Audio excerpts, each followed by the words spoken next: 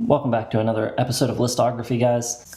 This episode, we're talking about Badfinger, the band from the early 70s. I guess you'd call them a power pop group. One of the first bands signed to the Beatles' Apple Records. They also have one of the craziest histories of any band that I can think of. So much turmoil and tragedy. They're the only band I can think of that had two of its members hang themselves. I do also want to mention, guys, that this channel is still small enough that I absolutely read every single comment. So if there's something that you want to see, please comment in the comments section. This episode was suggested by someone named Christian. He gave me a list of bands that he was interested in seeing.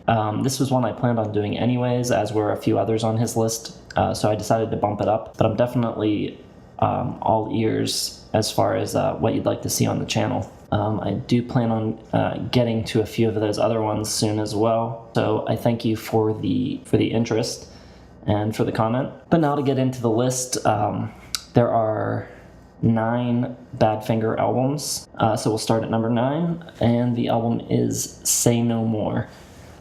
This is the final album recorded by Badfinger and the second reunion of Tom Evans and Joey Molland.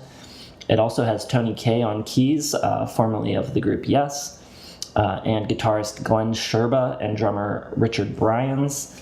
This record is a bit more rock-centric than its predecessor Airwaves.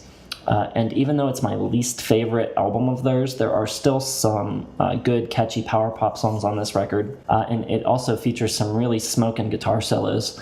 The main issue with the album is its production. It sounds more like maybe a Rick Springfield or a Toto record, something like that, along those lines. It's actually probably a decent sound for them to pursue as they tried to keep up with the changing times in the 80s. But the execution of it is just a little bit off and not exactly suited to their songwriting. So that's why I have it in last place. Just above that, at number 8, I have its predecessor, Airwaves. This was their first attempt at a comeback following the suicide of Pete Ham, one of the group's principal members. This record has essentially all of the same strengths and weaknesses of Say No More, but with slightly higher quality songwriting, so it edges it out by just a hair.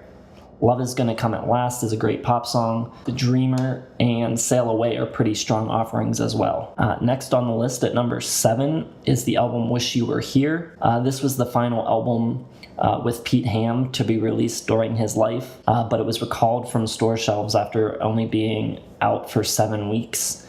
Due to a lawsuit between Warner Brothers and Badfinger's management. The whole record is okay, but it lacks any truly standout tracks, which is why I have it a bit lower on this list. No One Knows and Love Time are probably the best songs on the record, in my opinion. At number 6, I have their self-titled 5th record. Due to a new contract with Warner Brothers, this album was recorded very quickly after work on Ass had wrapped. The albums were eventually released within months of each other, which likely contributed to the poor commercial performance of both. You can tell that they're kind of running on fumes a little bit and that the crop of material to choose from is getting a little bit thin on this record, but it does have its moments.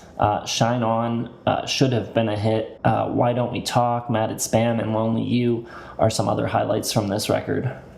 Just above that on the list at number 5, I have its predecessor, Ass. So after 3 absolutely stellar classic albums, Ass is where the cracks start to show. Todd Rundgren left the project after only recording 2 songs. The band tried to finish the record on their own, but eventually had Apple engineer Chris Thomas assigned to the project to try to improve the quality of the recordings. The album is bookended by 2 fantastic tracks, Apple of My Eye, which opens the album, and Timeless, which closes it. And though none of the tracks in between are all that bad, they fail to leave much of a lasting impression. At number 4, I have the album Head First. After 2 albums that were released at the same time went unnoticed, and then a third was pulled from the shelves, Badfinger was yet again rushed back into the studio. Ultimately, the record label would end up rejecting the recording due to legal disputes, and this record would not actually see the light of day until the year 2000. With mounting financial troubles stemming from their management team, Pete Ham ended up taking his own life. And with all of the turmoil surrounding the band at the time, it's remarkable just how good Head First is. Lay Me Down, Hey Mr. Manager, and Moonshine are all really good tracks. It's very sad to hear that musically, at least, they were beginning to right the ship. It's just a shame that the circumstances surrounding the band kept them from ever being able to return to making music together. At number 3, I have the album No Dice. The rest of the albums on this list, including this one, I would say are all pretty much 10 out of 10s for me. They're just great early 70s pop records. I put No Dice just below the others because it's not quite as melodic as the others are, especially the more rocking tracks on this record. But there are still so many good songs. Of course, No Matter What and Without You are on this record, but also I Don't Mind, Better Days, and It Had to Be are fantastic tracks as well. At number 2, I have the album Straight Up. This is the record that I'd start anyone new to the band with. Anyone who hasn't heard them, I would direct them to this record first. It has their 2 best hits on it, Day After Day and Baby Blue. When you bring up Badfinger, the sound of this record is probably what most people think of, with all of the great harmonies. Songs like Take It All, Money, Sometimes, and It's Over are some other great tracks from this record. And at number 1, I have their debut album, Magic Christian Music.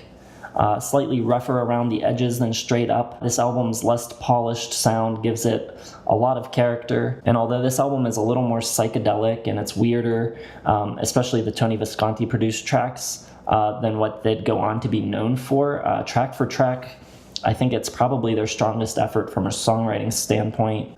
Come and Get It is great, but so is Crimson Ship, Carry On Till Tomorrow, and Maybe Tomorrow. Dear Angie might be my favorite song in their entire discography, and Rock of All Ages is probably the best pure rocker that they ever recorded. So that is my listography of Badfinger. Thank you for watching, guys. Please hit like if you liked the video, and be sure to subscribe if you haven't yet. And most importantly, please leave some comments below. Tell me what your favorite Badfinger albums are, what you thought of my list, and of course what videos you'd like to see in the future. Thanks, guys.